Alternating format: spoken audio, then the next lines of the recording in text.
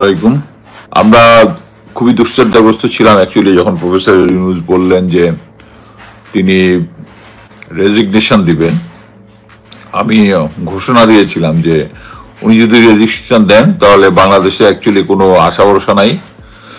আমাদের দাদাবুরা মোটামুটি কন্ট্রোল ঠিক মতো নিয়ে নিয়েছেন। সো আলহামদুলিল্লাহ এভরিথিং ওয়েন্ট ফাইন এবং জেনারেল ওয়াকার ব্যাকফুটিং এর দ্যাটস ফর শিওর।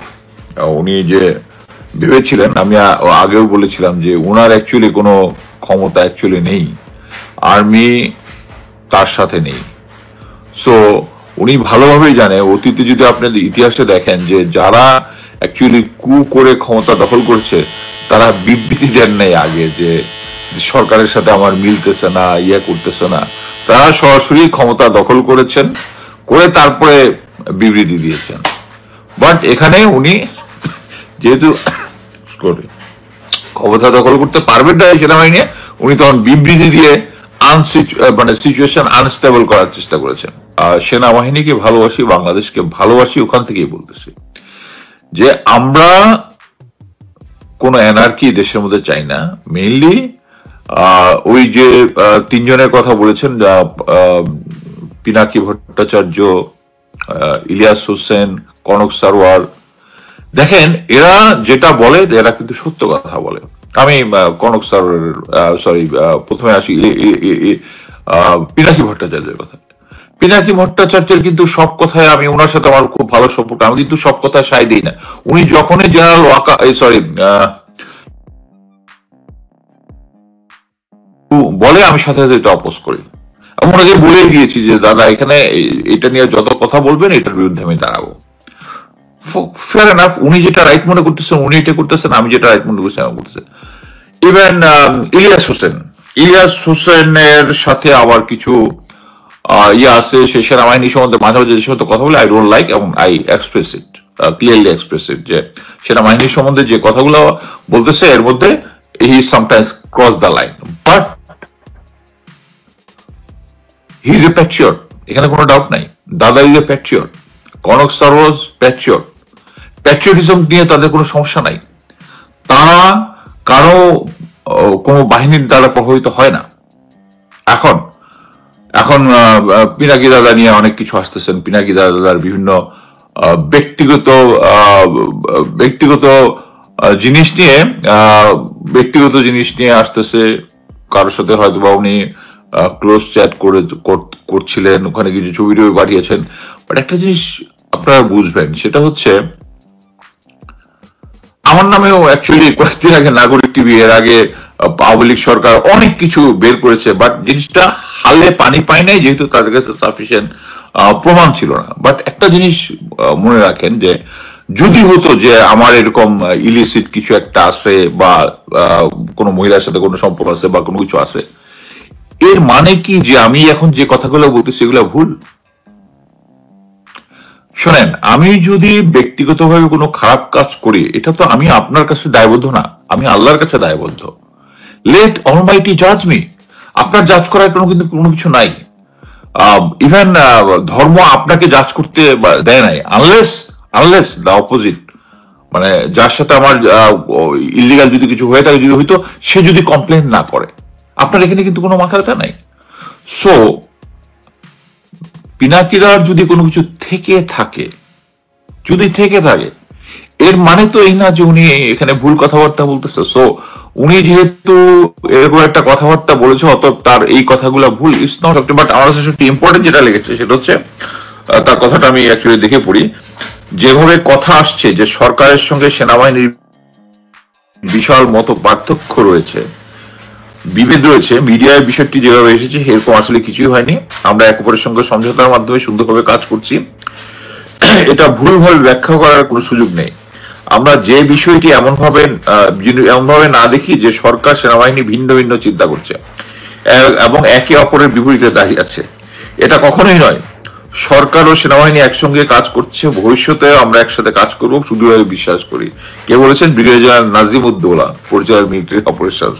সো এখানে আমাদের অ্যাকচুয়ালি আমরা যা বুঝার জনগণ তারা এটা বুঝে যাবে যে সেনাবাহিনী অ্যাকচুয়ালি এখন বুঝতে পেরেছে যে অ্যাকচুয়ালি তাদের যে সিচুয়েশন এটা ফেভারেবল না। দেশের মানুষ এখন সেনাবাহিনীর ক্ষমতায়ন চায় না, এটা ভালোভাবে বুঝতে পেরেই এখন এই ধরনের ব্যাকফুটিং দিয়েছেন। এখানে কিন্তু অনেকেই বলেছেন যে কিভাবে দরবারটা হয়েছে নিজস্ব ইয়ার মধ্যে, এটা কিভাবে সোশ্যাল মিডিয়াতে আসলো। আরে ভাই, সাংবাদিকদের জোগাড় করে দেখেন, ওরা আর্মি হেডকোয়ার্টার থেকেই এই ডিটেলসটা, এত ডিটেলস পেয়েছে, যেখানে তারা এই ধরনের যদি ভবিষ্যতে কু করে তাহলে সিক্রেট রাখবে জিনিসটা, আর খুললাম খুল্লা বলে দিচ্ছে যে সরকার এইটা করতেছে, ওইটা করতেছে, ওইটা করতেছে। এবং আমি দেখলাম কর্নেল শফিক খুব সুন্দরভাবে জবাব দিয়েছে যখন করিডোর নিয়ে বলেছে, সরাসরি ওটাকে না করে নাই, বলেছে দ্যাট ইটস নট দ্যাট। উনি একজন solid patriot, solid patriot. Same with Ilias Hossain, same with ইয়া। এবং আমরা যে কথাগুলো বলতেছি, এই কথাগুলো বলে দেশের মধ্যে কোনো এনার্কি ইয়া করার জন্য না। আপনারা যতই বলেন 32 নম্বর ভাঙা যদি একটা এনার্কি হয়, এটার দরকার ছিল, এটার দরকার ছিল। আমরা সুশীলভাবে জিনিসপত্র দেখতে গিয়েই বাংলাদেশের বর্তমানে এই পরিস্থিতিতে আমরা নিয়ে আসছি, বর্তমানে আমরা এই পরিস্থিতি নিয়ে আসছি।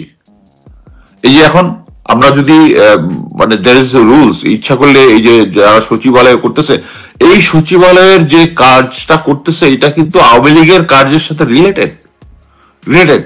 বাট সবচেয়ে দুঃখজনক যেটা, সবচেয়ে দুঃখজনক যেটা, আমার ফাদার ছিল hardcore BNP, hardcore BNP.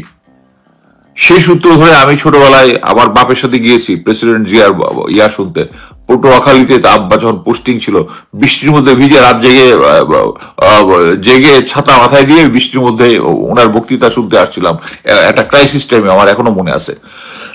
But কথা হচ্ছে, এই বর্তমান বিএনপির সাথে তো আমি কোনো মিল খুঁজে পাচ্ছি না, আমি মিল খুঁজে পাচ্ছি না।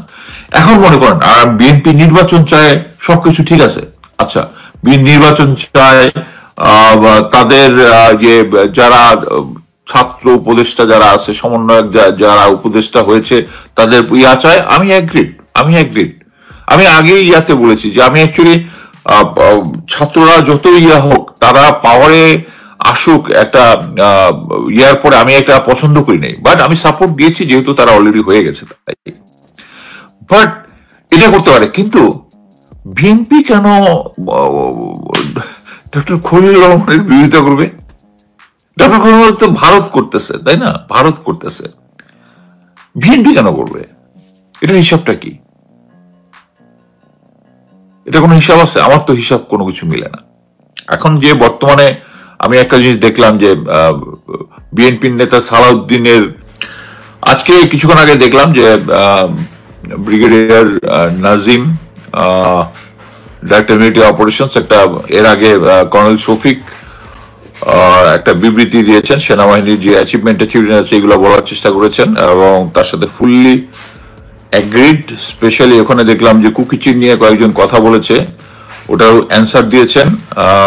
শফিক জিনিসটা ক্লিয়ার না করলেও, কর্নেল শফিক না করলেও নাজিমুদ্দৌলা ক্লিয়ারলি বলেছেন যে তাদের বোমের সংখ্যা 12,000 হলেও অ্যাকচুয়ালি উনি ক্লিয়ারলি বলতে চায় না, অ্যাকচুয়ালি একটা মিলিটারি অপারেশনস বা একটা অর্গানাইজেশনের পক্ষে এই ধরনের কথা বলা যায় না, আমরা যেটা ইউটিউবরা বলতে পারি।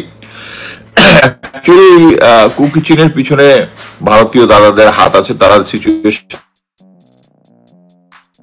স্টেবল করতে চায় দেখেই যে 3,000, তাদের সংখ্যা 12,000 হতে পারে, 3,000 হচ্ছে। একটা জিনিস বুঝতে হবে, যেটা হচ্ছে একটা মিলিটারি বা কোন অর্গানাইজেশন থাকে সবসময় লজিস্টিকে সবসময় স্টোরেজ থাকে, একটা ব্যাকআপ থাকে। মনে করেন আজ 100 লোক গেছে যুদ্ধের সময়, ইউনিফর্মের মধ্যে কাদা মাটি নষ্ট হবে, সো একটা রিপ্লেসমেন্ট থাকতে হবে। সো এটা হচ্ছে তাদের একটা ফিউচার প্ল্যানের অংশ হিসেবে হয়তো 3,000 তারা অর্ডার করেছে। এটা নিয়ে করার কিছু নেই। আসলে যে ভারতকে যে করিডোর দেওয়া হয়েছিল, তখন আপনারা কোথায় ছিলেন? তখন কেন বলেন নাই? এখন কেন বলতেছেন? শুধু তাই তো না, ভারতকে যে সমস্ত ফ্যাসিলিটি দিয়েছে, ভারতের রাডার বসানোর চেষ্টা করছে নেভির কোস্ট লাইনে, ইয়া থাকবে তাদেরকে, তারা ইয়া থাকবে।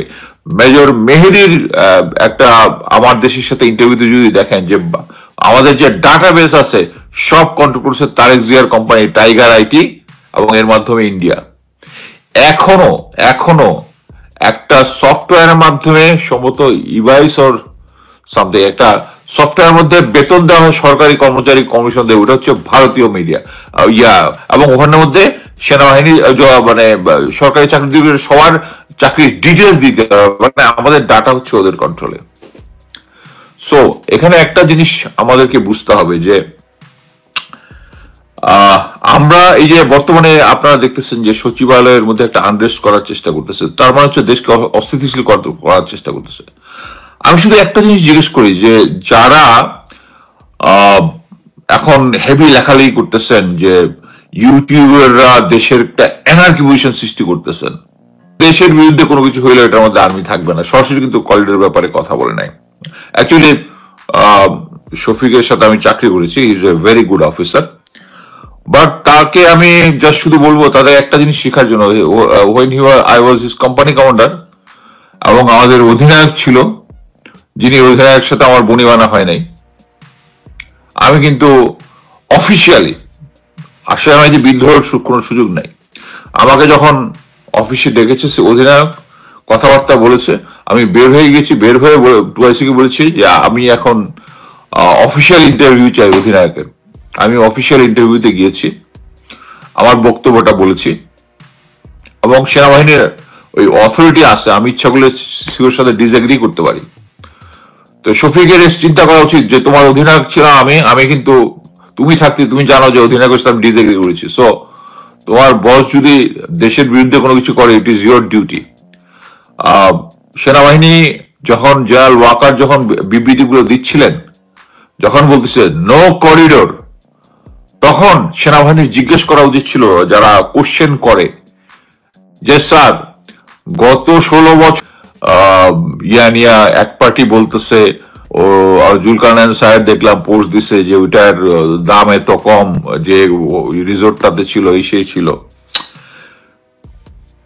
That's all bullshit. আমি আমার যদিও আমার অরিজিনাল অ্যাকাউন্ট নাই, ওটার মধ্যে আমি জান আজিজের যে একটা যে কোনো একটা পর্বে লিখেছিলাম যে ব্রিগেডিয়ার সেলিম আজাদ ছিল তখন তৎকালীন সম্ভবত 2015 সাল তো মনে হয়, তখন ছিল হচ্ছে ইন্টেলিজেন্স বিজিবির ইন্টেলিজেন্স হেড, তারা মিলে রংপুর দিনাজপুর ওই এলাকার বর্ডার দিয়ে ইয়াকে বিএসএফ এর হাতে তুলে দিয়ে আসছে, এবং এটা